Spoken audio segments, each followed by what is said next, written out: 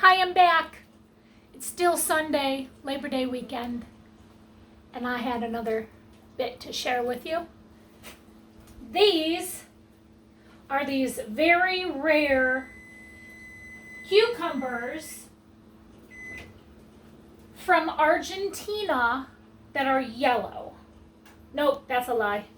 These are not yellow cucumbers. These are actually Boston pickling cucumbers as well as national pickling cucumbers. And the reason they are yellow is because I let them grow over the point of harvesting. Now, if you've ever grown a national pickling cucumber or a Boston pickling cucumber, the size of these pickles to harvest is about 4 to 5 inches big, which is about that big. And they're fabulous. They're very low seed. They're extremely sweet and crunchy. And I have harvested a lot out of the garden of those and pickled them and shared them with people. But I marked a couple that I wanted to leave on the vine so it can get ripe over the point of harvestable, so that we can harvest the seeds out of this and grow this variety next year. Now, I don't know which is national pickling and a Boston pickling. I don't know which is which, but they're very similar. So I couldn't tell the difference apart if I tried on a ripe pickle from either or. So I'm gonna go ahead and harvest all of the seeds out of these, and I wanted to share that with you today.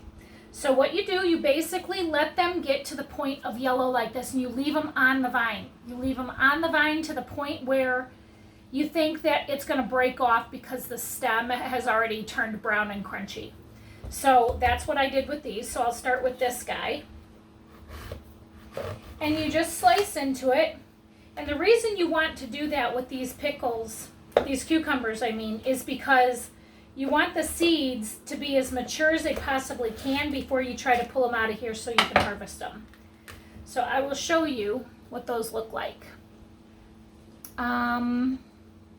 They're all along here. And kind of push them out a little bit. These seeds look completely different than if you were to bite into a young, mature for harvesting cucumber. These seeds actually have meat to them, like they're thick. Yeah, don't eat them. They're sour because they've been fermenting in here. But they're a little bit thick and they have substance to them. Some of them obviously you cut in half as you're getting into these cucumbers, and they're extremely wet, and it might have like a vinegary smell to it when you cut it open, because it's starting to ferment on its own. But what you do with those seeds, you basically put them in a bowl or a plate. I'm just scraping them out of here. Not the little babies, not the little ones. Like there's a bunch of little ones up here. I'm not even worried about those.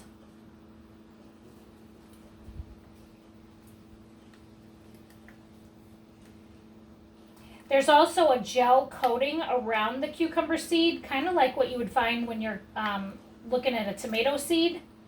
And what that is, it's a anti-germination gel that goes around the seeds so that the seeds don't germinate as they're sitting inside this fruit on your vine. Like that would be very weird.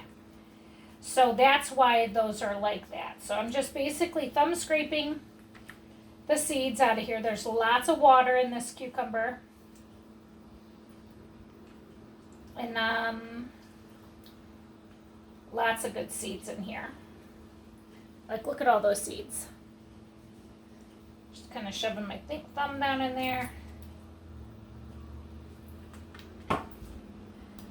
And this is just one of the cucumbers. And I'll put this in my compost because there's nothing wrong with this. But you can see all those seeds that I just harvested out of one cucumber. And all of these seeds can turn into another plant for years to come. So I'm going to get my sieve and drain this water off. All right, I got my sieve, and I'm going to go ahead and see if some of this water will drain off. And it does. This is just going to help the process of fermenting these to go a little bit quicker. All right, as you see, there's way less water in there, and I'm just going to put them in a jar. Just like that. And now they're in the jar. And I'm just going to fill this with water. Nice tap water, cold water. Some people say it's better to use distilled water because there's no chemicals in it. I've never had a problem because this process only takes a couple days. So I wish I could tilt it sideways, but some stuff's floating at the top, some stuff is floating down on the bottom. But you leave it in this water and you just kind of agitate the water every once in a while. I leave it by the sink so I can see it every time I'm doing dishes. And you let that gel membrane that's on the cucumber seed disappear because the water will help break that down. And then you'll have just plain seed that we can pull out into the sieve. Okay, for the last step, when you are fermenting these on the counter, since I'm not going to be able to splice a video and make a full video of all the steps, I'll kind of fast forward and tell you how to do it. So once these seeds are in this water on your counter for a couple days, you'll start to see that the gel is coming off of the seed, and you can just stick your hand in there and pull one out and check on it and see if that gel is coming off the seed. If it is, you can go ahead and strain the jar of fermented seeds into a sieve. So let's pretend that we just did that. And this is the sieve that you just dumped the 4-day-old jar into the sieve. And what you do is you just rinse it under cold water and you squish them around like this. And you kind of push them up against the walls of this strainer, because that will also break down some more of the gel coating that's on the cucumber seeds. So if you feel that there's still gel, go ahead and rinse them really well. Throw them back in the jar and let them sit with some more water on them for the next couple days. So that's kind of the last step of what you're going to do for the cucumber seeds when they're sitting on your counter. Now I have all 4 of these cucumbers in this jar of water. Fill it up. And so now they're all in here.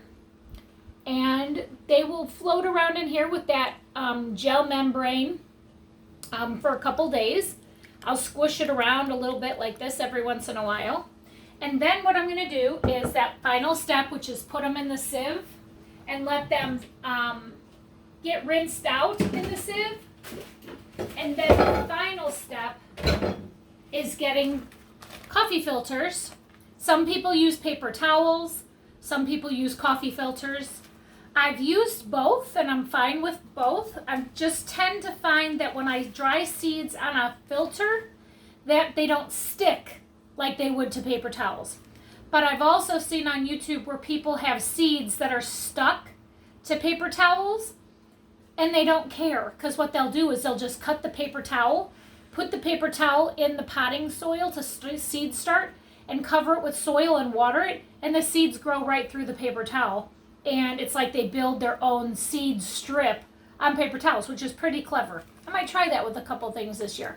But these are paper coffee filters. I don't even have this coffee filter anymore. I use a triangle kind of filter.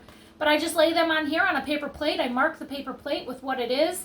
I put the seeds out all over this and I let them air dry for several days. You want them to be completely dry before you put them in an airtight container to store them for the next year. Make sure you label them.